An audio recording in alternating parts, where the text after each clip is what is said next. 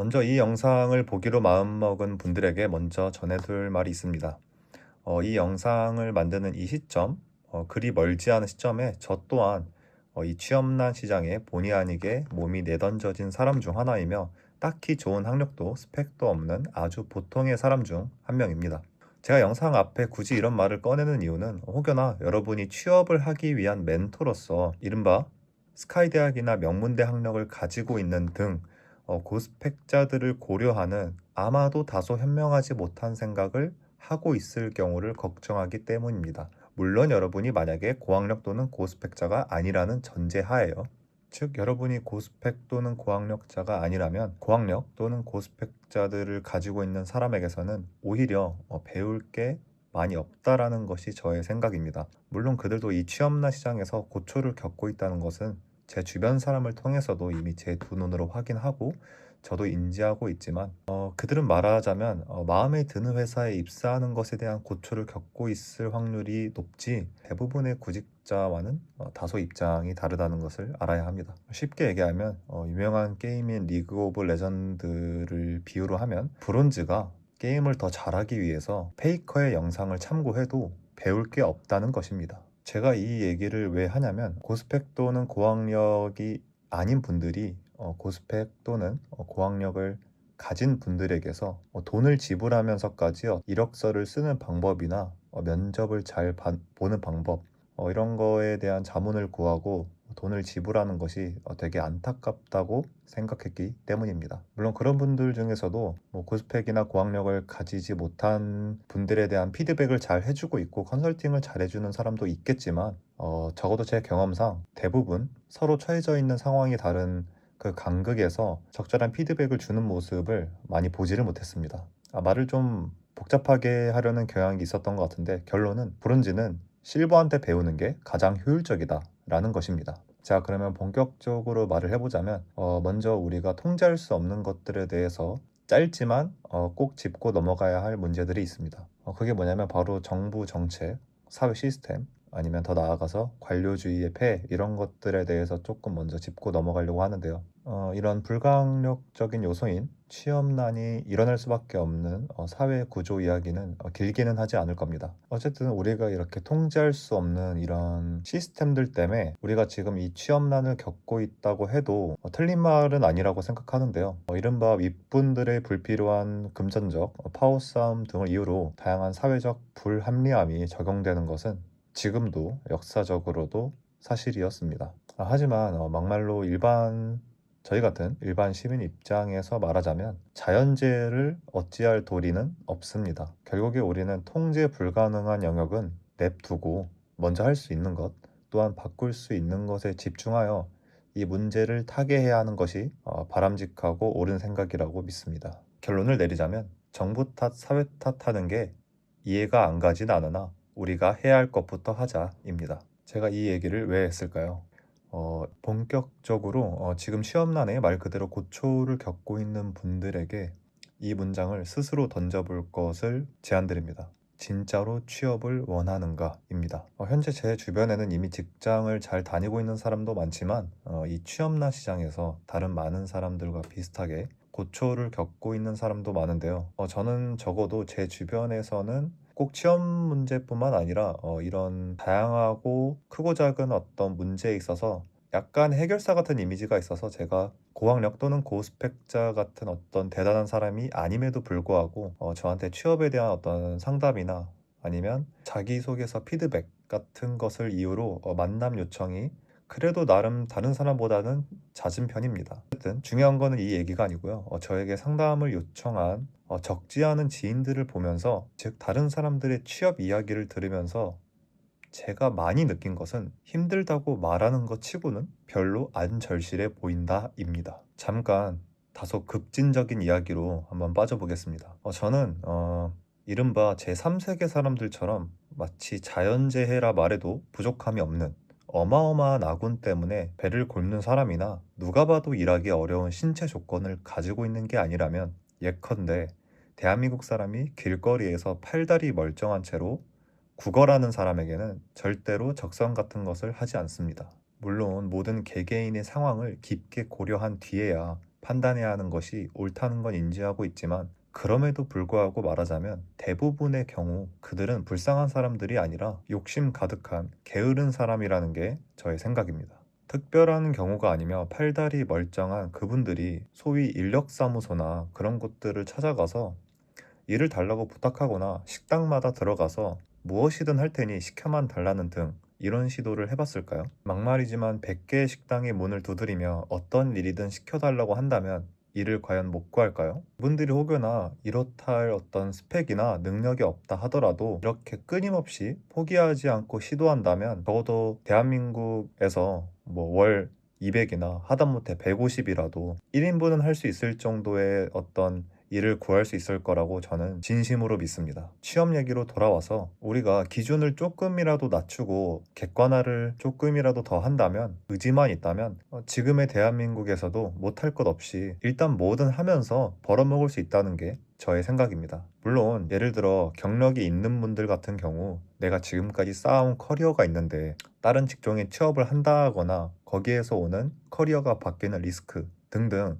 다양한 이유들로 미룬다는 것은 저도 알고 있습니다. 왜냐하면 말씀드렸듯이 저도 취업난에 대한 고초를 겪어봤고 그 과정에서 많은 생각과 많은 고민, 많은 깨달음을 얻었고 주변 사람들로부터 많은 이야기도 들었기 때문에 그런 어떤 개개인 상황에 맞는 좀 디테일한 이유들도 저도 충분히 인지하고 있습니다만 어쨌든 제가 말하고자 하는 것은 정말 마음만 먹으면 못할 게 없다는 것입니다. 다시 동냥하시는 분들의 얘기로 돌아와서 이렇게 질문을 던져볼 수 있을 것 같아요. 그들은 왜 국어라는 것을 선택했단 말인가? 그건 되게 간단하다고 생각합니다. 절실하지 않고 게으르기 때문이에요. 변기를 닦거나 주방 구석에서 설거지를 하면서 남들만큼 월급을 받거나 아니면 남들만큼 월급을 받지 못하더라도 그것보다 그저 적당히 고개 숙이면서 남들이 던져주는 동전으로 먹고 사는 게 편하기 때문입니다. 저는 심각한 신체 장애가 있거나 통제 불가능한 요소로 일을 못하는 사람이 국어를 한다면 눈물을 흘리며 ATM 기기를 찾아 현금을 뽑아다 줄 수도 있겠지만 그렇지 않은 사람에게 제가 줄 것은 없습니다. 왜 이런 얘기를 꺼냈는지 지금쯤이면 충분히 이해하고 있을 거라고 생각하는데요.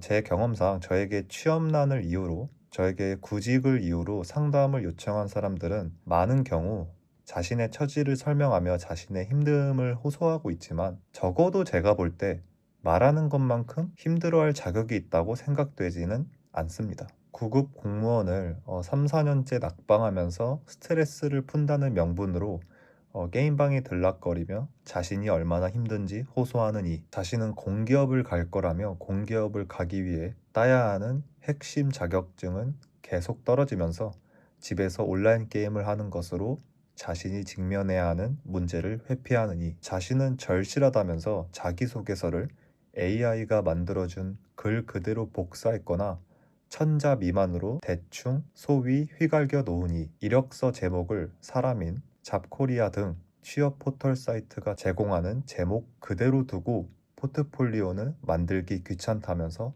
서류 합격이 안 된다고 호소하느니 조금만 좋은 회사라고 생각되면 자기는 안 될 거라고 미리 포기하고 도전조차 하지 않으면서 채용 구조만 탓하며 한숨 쉬는 이 등 자신이 어떤 행동을 하고 있는지는 객관화되지 않은 채로 자신이 취업이 안 되는 이유를 다른 곳에서 찾는 사람들이 대부분인 것을 저는 경험적으로 봐왔습니다. 제가 내린 결론은 그들은 자기 객관화가 안 되어 있는 것은 물론 그렇게 절실하지 않다는 것입니다. 자신이 처해진 상황에 별다른 욕심이 없어 만족한다면 그것은 그것대로 자신만의 인생이 될 수도 있겠지만 자신의 욕심과 실제로 자신이 하고 있는 행동과의 간극이 있어 그 이후로 힘들다고 호소한다면 그것은 문제가 있는 것이 맞습니다. 그렇다면 저는 어떻게 했을까요? 먼저 서두에 언급했지만 저 또한 고학력 및 고스펙자가 아닙니다. 회사 경험은 있지만 대기업 경력도 아니라 경쟁력 있는 스펙도 아니었습니다. 그러나 저는 먼저 제가 회사의 이름을 따질 처지가 아니고 말하자면 뭣도 없는 사람인 것을 빠르게 인지하고 저의 경력과 관련된 회사라면 취업 포털 사이트들을 통해서 빠짐없이 지원했습니다. 개수로는 정말 몇백 개 내외일 거예요. 또 지원하는 회사가 3시간 이상으로 제 생각에 너무 교통시간이 긴 거리가 아니면 불편함은 크게 따지지 않고 전부 다 지원했으며 대기업 및 중견기업에도 무조건 된다고 생각하며 지원했습니다. 심지어 한 곳에서는 불러줬어요. 또 소위 이름 있는 기업들은 각 회사별로 요구하는 자기소개서나 지원 동기 등 서류 접수 과정에서 질문들이 있는데 회사 하나하나 지원할 때마다 그 회사에 대해 최소 1시간에서 2시간은 공부하고 이 회사가 어떤 채용 공고를 낼 때 원하는 인재상이 무엇일까라는 거에 대해서 깊이 고민하고 어떤 자기소개서나 해당 회사에서 요구하는 질문들에 대한 답변을 문장 하나하나 고심하고 다듬으면서 작성했습니다. 심지어 어떤 한 회사는 자기소개서를 쓸 수 있는 글자 수가 부족해서 PDF 파일에 추가로 쓰고 싶은 말을 써서 별첨으로 첨부했던 적도 있습니다. 또 취업 포털 사이트에 미리 저장되어 있는 자기소개서나 이력서 제목은 말 그대로 수십 수백 번 고쳤고 포트폴리오는 PPT 형식, 워드 형식, 노션 형식 등 계속 바꾸면서 이 또한 수십 번은 고치고 다듬었었습니다. 심지어 저는 좀 급여가 되게 급한 상황이 있어서 사무직에 대한 경력이 있었음에도 불구하고 지방에서 근무하는 3교대 생산직 공고 같은 것도 일단 보이면 최선을 다해 서류 접수를 했습니다. 말씀드린 것처럼 이 경우 경력이 꼬이며 되게 섣부른 판단이 될 수 있음은 충분히 인지했었지만 절실한 마음에 일단 돈부터 벌고자 하는 상황이었기 때문에 그렇게 좀 지원을 했던 것 같습니다. 결과는 어땠을까요? 90%는 서류 탈락했으며 나머지는 최종에서 떨어졌거나 아니면은 실무 면접에서 떨어졌었습니다. 그러나 앞에 말씀드린 것처럼 뜻밖의 일이 하나 있다면 떨어진 곳 중에 하나가 이른바 누구나 알 법한 대기업이라는 것이었습니다. 그래서 저의 다소 무식해 보일 수 있고 급진적인 전략이 그래도 나름 빛을 발하긴 한 것이겠죠. 여러분들도 모두 공감하시겠지만 원하는 회사에 서류 합격을 하게 되면 나름의 희망 같은 것을 가질 수밖에 없는데 결국 합격이 되지 못했다는 연락을 받았을 때 그 심정은 말하기 힘들 정도라는 걸 이미 다 잘 아실 거라고 믿습니다. 그러나 제가 대기업 그리고 꽤나 탄탄한 중견기업에서 서류 합격 소식을 받는 과정을 통해서 느꼈던 건 별 볼 일 없는 사람이라고 생각해도 미친 듯이 시도하고 절실하다면 기회라는 것이 잠깐이라도 얼굴을 내비쳐 준다는 사실입니다. 어쨌든 그렇게 열심히 노력했음에도 탈락이라는 현실에 부딪혀서 제가 나름 멘탈이 강한 편인데도 불구하고 다소 상실감으로 조금 풀이 죽어 있을 때 작은 회사에서 연락이 왔고 저에게 면접을 보자고 제안했습니다. 사실 저는 직장 생활뿐만 아니라 패션 브랜드 창업도 시도해 본 적이 있는데 거기에 대한 이야기도 회사 실무와는 관련이 없을지언정 이력서에 추가를 해서 나름대로 도전 정신을 어필해보고자 했었는데 그 점을 보고 저에게 연락을 주셨다고 그때 당시에 들었던 기억이 있습니다. 면접 이야기를 아주 짧게라도 하자면 아무래도 작은 회사다 보니까 의뢰 그렇듯 다소 편한 분위기에서 대표와 면접을 보게 되었고 면접 시간은 한 1시간 내외 정도로 생각보다 좀 길었던 것으로 기억하고 있습니다. 거기서 인상 깊었고 동시에 감사했던 것은 99.9%의 회사는 저에게 결국 무엇을 할 줄 아냐가 궁극적 질문이었는데 이 회사는 저에게 어떤 태도와 생각을 가지고 있는가가 핵심 질문이었습니다. 그리고 그것은 제가 대답하기에 아주 자신 있고 당당하게 대답할 수 있는 질문들이었습니다. 예컨대 큰 회사일수록 저에게 어떤 기술이나 툴 따위를 쓸 줄 아는지를 물었다면 이곳은 저에게 어떤 기술이나 툴 따위를 새로 배운다면 어떤 마음가짐을 가질 것인지를 물었던 것이죠. 실력보단 태도와 마인드를 중요시 여기는 질문들이 주류였습니다. 저는 그런 질문에 솔직한 저의 생각과 약간의 절실함 같은 것을 첨가하여서 답변하였고 결국 합격이라는 기쁜 소식을 받을 수 있게 되었습니다. 또 거기서 끝이 아니라 좀 더 재밌었던 건 그래도 나름 저의 진면목을 알아봐주고 일할 기회를 준 그 대표님에게 이 상황에 감사해야 하며 말 그대로 정말 최선을 다했는데요. 저는 감사함과 절실함 그리고 능력 미달로 다시 실직할 수 있다는 다시 이 취업난 시장에 떨어질 수 있다는 약간의 불안감을 가지고 정말 모든 노력을 쏟기로 했습니다. 그래서 보통 입사 초반에는 일보다는 회사에 대해서 공부하고 적응하는 기간을 좀 거치기 마련이지만 제가 그래도 가지고 있는 능력만큼은 입증하기 위해서 꼭 일하는 시간만이 아니라 퇴근 후에도 회사에 대해서 아주 자세하게 공부를 했었고 입사한 주말에도 저는 노트북을 들고 카페에 찾아가서 제가 맡은 업무에 대해서 정리하고 앞으로 어떻게 일을 할 것인지에 대한 기획안을 작성해서 회사에 제출했던 기억이 있습니다. 회사의 반응은 어땠을까요? 회사가 과연 갓 들어온 직원에게 입사 첫 주에 주말까지 소모하며 회사를 위한 일을 하는 것을 기대라도 했을까요? 전혀 아니었을 겁니다. 자세하게 이야기할 순 없지만 저의 행동들을 보고 말했던 연봉 말고 새로이 연봉을 주고 성과제도도 도입해서 근로계약서를 다시 쓰자고 저에게 제안을 했습니다.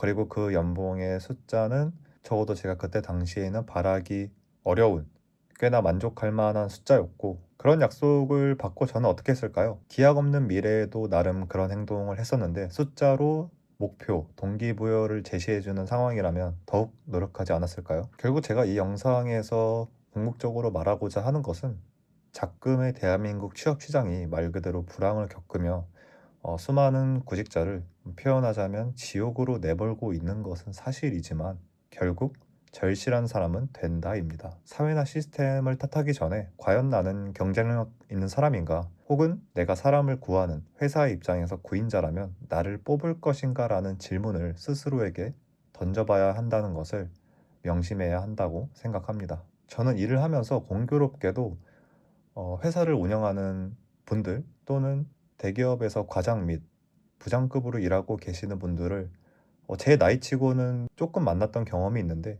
그분들이 하나같이 하는 말은 정말 뽑을 사람이 없다입니다. 즉 지원자는 많은데 쓸만한 사람이 없다는 의미겠죠. 그리고 의외로 면접에서의 판단 기준도 흡사한 점이 있는데요. 솔직히 정확하게는 다 기억 안 나지만 되게 인상 깊었던 건 사람의 눈빛을 본다는 것이었습니다. 보통 정량적인 부분을 보고 판단할 거라고 생각하지만 의외의 대답이 돌아왔던 것이죠. 그분들이 말하길 문 열고 들어올 때 하는 인사부터 앉아서 말할 때 그리고 눈빛까지 5초 안에 이미 이 사람이 어떤 사람인지 예측이 되고, 그 예측은 많은 경우 빗나가지 않으며 눈빛에서부터가 일을 제대로 할 사람인지가 보인다는 것이 어쨌든 그분들의 주장이었습니다. 물론 저 또한 그 생각에 저도 동의를 하는 편이고요. 사실 회사뿐만 아니라 일상생활에서도 좀 똑똑한 사람들은 눈빛이 좀 다르긴 합니다. 흐리멍텅한 눈을 가지고 누가 봐도 에너지가 느껴지지 않는 사람은 대부분의 경우 일머리도 없을 뿐만 아니라 약간 대화에서도 불편함이 느껴지는 경우가 많죠. 여하튼 다시 말씀드리자면 절실한 사람, 일 잘할 사람, 똘똘한 사람, 똑똑함이 아닙니다. 똘똘함입니다. 고도의 두뇌가 필요한 영구직 같은 직종을 구직하는 게 아니라면 일반 회사에서는 똑똑함보다는 똘똘함이 압도적으로 유리하다는 것을 아셨으면 좋겠습니다. 어쨌든 이런 사람들은 눈빛부터 살아있다는 겁니다. 그리고 이런 사람들은 이력서에 이미 절실함이나 똘똘함이 묻어나오기 마련이겠죠. 자기소개서에 어떻게 글을 썼는지만 봐도 완벽하게는 아닐지라도 마인드 같은 것을 짐작해 볼 수 있겠죠. 가끔 정말 한심하게도 적지 않은 사람이 이른바 중소기업에 지원할 때를 보면 마치 중소기업은 자신이라는 사람을 담기에는 그 그릇이 작으며 내가 갈 곳이 아님을 자처하며 입사 지원을 할 때도 소위 대충하며 적당한 마음가짐을 가지고 입사 지원하는 것을 볼 수가 있는데, 그런 마인드를 가지고 있는 분들에게 할 말이 있다면, 작은 회사라면 더욱이 그 회사를 설립한 대표라는 사람은 그 회사가 곧 자신이며 자신의 인생을 걸었다고 해도 과언이 아닐 것입니다. 자신의 인생을 걸고 만든 회사에 이른바 수준 낮은 글들을 보고 면접을 보러 오라고 할까요? 절실함을 가지고 머리를 싸매며 글을 수십 번은 고쳐 쓰고 자신의 절실함을 충분히 어필해야 그나마 기회가 주어진다는 것을 빨리 깨달아야 합니다. 자, 만약 여러분이 현재 취업난으로 극심한 스트레스를 받고 있는 이른바 평범한 사람 중 하나이며 저의 말을 듣고 열심히 구직할 생각이 생겼다면, 그리고 이미 열심히 구직 중이시라면 여기까지 본 여러분에게 제가 나름 정답이 될 순 없지만 제가 나름 깨달은 것들을, 어떤 팁들을 제가 감히 제시하고 싶은 또는 기준들이 있는데요. 경력이나 스펙은 바꿀 수 없는 것이니 뒤로 제쳐두고 다른 요소들을 한번 말씀드려 보겠습니다. 1번은 경력 기술서 경우에는 솔직하고 아주 자세하게 써라입니다. 뜬구름 잡는 소리만 늘어놓으면 인사 담당자가 읽기를 포기하기도 한다는 것을 아시면 좋을 것 같습니다. 즉, 이 글들을 읽었을 때 이 사람이 전에 어떤 일을 어떻게 했는지 자세히 상상이 잘 되도록 써야 합니다. 잘 이해가 되지 않고 예측하게, 즉 귀찮게 만들면 절대 안 된다는 것을 명심해야 합니다. 맛있는 제육볶음을 만들었다고만 쓰지 말고 어떤 고기를, 어떤 양념은 어떻게 만들었는지 아주 자세하고 직관적으로 상상이 되게 써야 한다는 것입니다. 2번, 자기소개서 같은 것은 틈 날 때마다 고쳐 쓰는 게 좋습니다. 다시 쓰려고 할 때마다 고칠 게 없는지 고민할 때마다 미처 생각하지 못했던 내용이 떠올라서 글이 더 좋아질 것이라는 것을 장담합니다. 제가 그랬거든요. 3번, 포트폴리오 같은 게 혹시라도 있다면 PPT, 워드 등 다양한 형식으로 모두 만들어 놓으세요.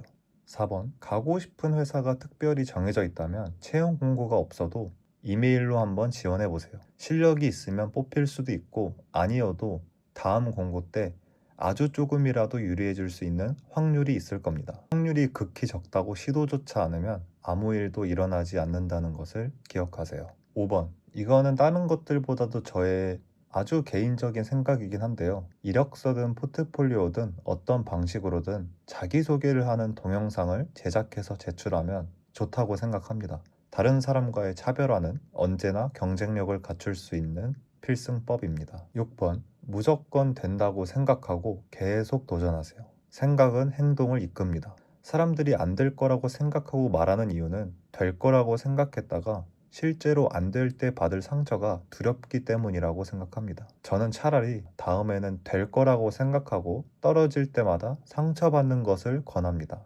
그리고 그게 습관이 됩니다. 전자는 여러분을 부정적으로 만들 거고 후자는 여러분이 앞으로 어떤 일이 있어도 긍정적으로 생각하는 힘을 심어줄 것입니다. 7번, 이력서, 자기소개서, 면접이든 뭐든지 차별화에 목숨을 걸어야 합니다. 100마리 양 무리에 늑대 한 마리가 있다면 늑대가 눈에 띄고 늑대 100마리 무리에 양 한 마리가 있다면 양이 눈에 띕니다. 좋은 글이든 아니든 남들과는 일단 달라야 눈에 띄고 기억에 남는다는 말입니다. 남들과 다른 차별화는 비단 취업뿐만 아니라 인생의 어느 순간에서도 진리라는 것을 기억하시면 좋을 것 같습니다. 절대 남들 자기소개서를 참고해서 비슷하게 쓰려고 노력하는 우를 범하지 마세요. 끝으로 개인적으로 생각하는 면접 팁 또한 남기면서 이 영상을 한번 마무리해 보겠습니다. 제가 인생을 살면서 또는 책을 보면서 나름 완벽하게 깨달았다고 하는 것이 하나 있다면 설득하는 말을 하는 방법은 주체를 최대한 상대방으로 바꾸고 이해관계에 호소해야 한다는 것입니다. 즉 상대방 머리에 직관적으로 상대방의 이득을 상상하게 만들어야 합니다. 예를 들어 저는 뭐든지 열심히 할 수 있다라는 어쩌면 지루하고 상투적인 말을 한다고 하더라도 이 노력으로 회사에 어떻게 기여를 할 것인지에 대해 추가로 설명해야 한다는 것입니다. 또 어떤 툴을 잘 사용하더라도 저는 어떤 툴을 잘 사용합니다 에서 끝낼 게 아니라 어떤 툴을 잘 사용하기 때문에 이 회사의 실무에 바로 투입할 수 있다거나 아니면 신입이라면 어떤 교육 시간이 줄어든다거나 회사의 이득에 대해서 반드시 뒤에 덧붙여서 설명해야 한다는 것이 저의 생각입니다. 또 저는 이러한 경험이 있습니다 라고 끝낼 게 아니라 이러한 경험으로 이 경험을 살리면 회사에서 이렇게 작용될 것입니다 라고 말해야 합니다. 지원 동기 같은 경우도 이렇게 얘기하면 좋습니다. 저는 이러한 이유로 회사에 지원했다 라고 얘기하기보다는 회사의 이러한 이유들이 내가 지원한 동기다 라고 얘기하는 것이 조금 더 듣는 입장에서 설득력 있고 듣기 좋은 말입니다. 추가로 이야기하자면 제가 방금도 나름대로 어떤 저만의 팁 같은 거를 제시를 하긴 했지만 사실 예를 들어 면접을 잘 보는 방법 이런 거에 대한 답은 없습니다.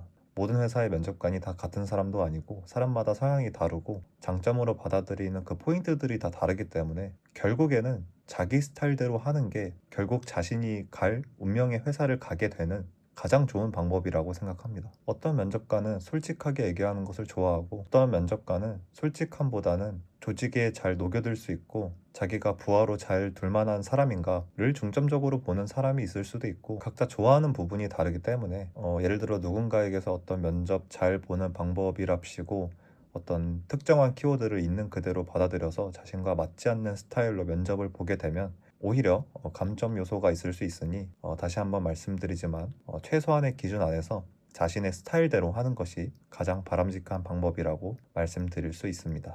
사실 제가 말씀드린 것들은 전부 다 절실한 사람들은 굳이 누가 말해주지 않아도 다 하는 방법들이긴 합니다. 그래서 저는 이 취업난 시장에서 고초를 겪고 있는 분들이 마인드 리셋을 하는 용도로 이 영상을 열린 마음으로 이해해 주셨으면 하는 목적으로 이 영상을 만들게 되었습니다. 제 이야기를 포함해서 모든 조언은 비판적으로 들을 필요가 있고, 원하는 내용이나 아니면은 자신한테 유리하게 작용될 정보들만 자신만의 스타일로 바꾸는 게 가장 바람직한 방법이 아닐까 생각합니다.